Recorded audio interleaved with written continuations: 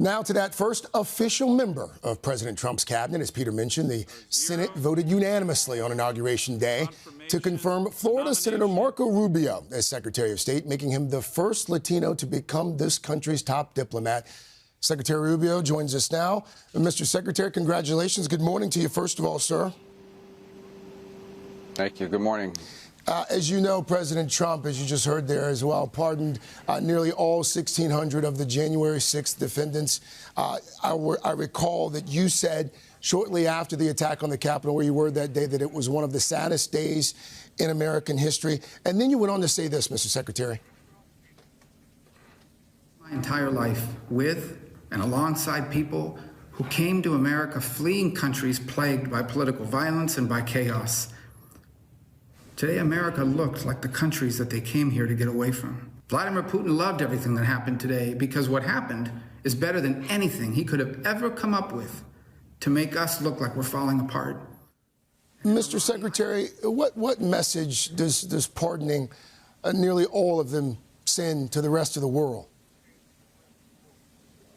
Well, we're going to focus on what makes America stronger and more prosperous and safer. I'm not going to engage in domestic political debates. I can't in the role at State Department. My job is to focus on the president's foreign policy. And it's going to be a foreign policy that's, frankly, as straightforward as any in modern times. And that is that the priority of the Department of State of the United States is going to be the United States. And that's what we're going to focus on. Is today we'll have a meeting with a quad with foreign ministers from Australia and India and Japan to reaffirm the importance of working with allies across the world on the things that are important to America and Americans.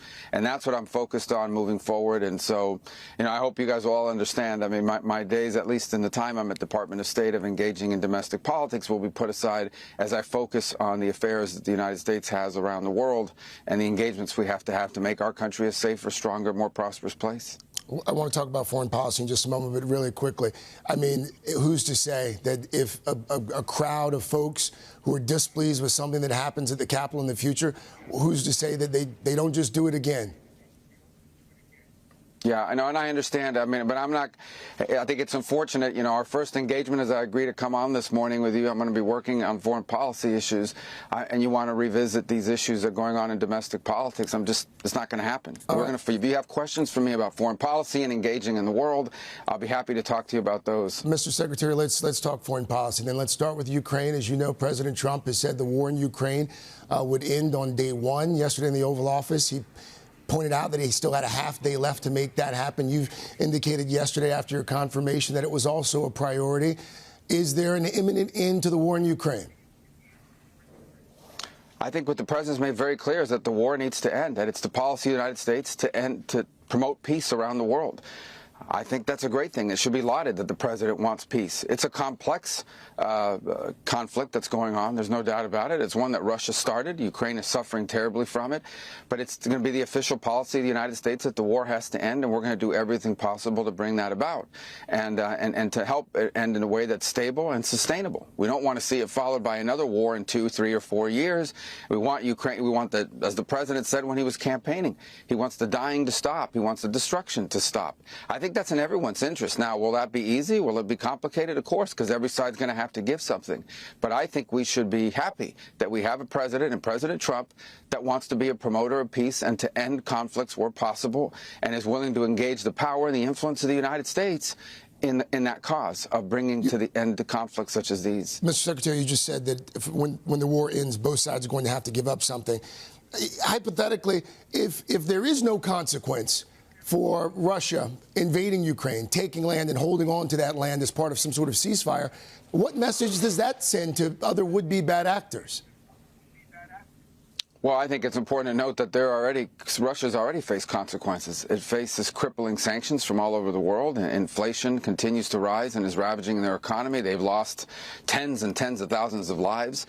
They have not achieved their initial objective, which was taking all of Ukraine all the way to Kyiv. So there's already been consequences. And there's been horrifying consequences for Ukraine. It was victimized by this, obviously.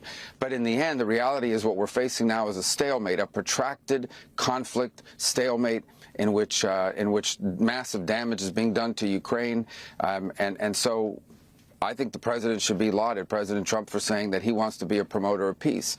Now, again, it's, as I said, it's complicated. Both sides have maximalist goals here, which are going to be difficult for either side to achieve.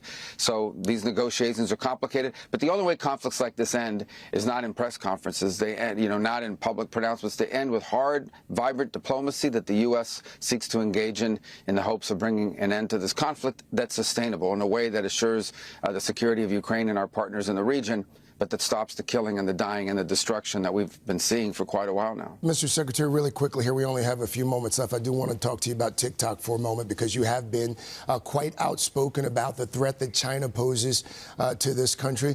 For that reason, in part, you supported the ban on TikTok. As you know, President Trump now wants to create some sort of arrangement where the U.S., a U.S.-owned company, owns maybe 50%. If TikTok is still partially controlled by a Chinese company, how is that not still a national security threat? Well, the law allows the president this period of time. And look, the way the law was structured is that it takes effect on the eve of an inauguration of a new president in the midst of a transition. And so what the president has done, and I think it's prudent, is to say, let's put a pause on this. The law gives him the opportunity to go out there and see who's out there, who wants to buy it, what's available, what can be done. I think it's frankly reasonable to expect that a new administration on their first day in office would need some time to look at an issue like this, weigh all of the security concerns, but at the same time figure out what arrangement can be made to allow a company to function in a way that doesn't pose a threat to the United States. And that's what the president's done. So he's executed on what the law allows him to do, and that gives him time to look at it and see how that plays out. And that's a decision the president will make. And the law allows him that time to do it. Secretary of State Marco Rubio. Mr. Secretary, thank you. Hey, thanks for watching. Don't miss the Today Show every weekday at 11 a.m. Eastern, 8 Pacific on our streaming channel, Today All Day. To watch, head to today.com/allday or click the link right here.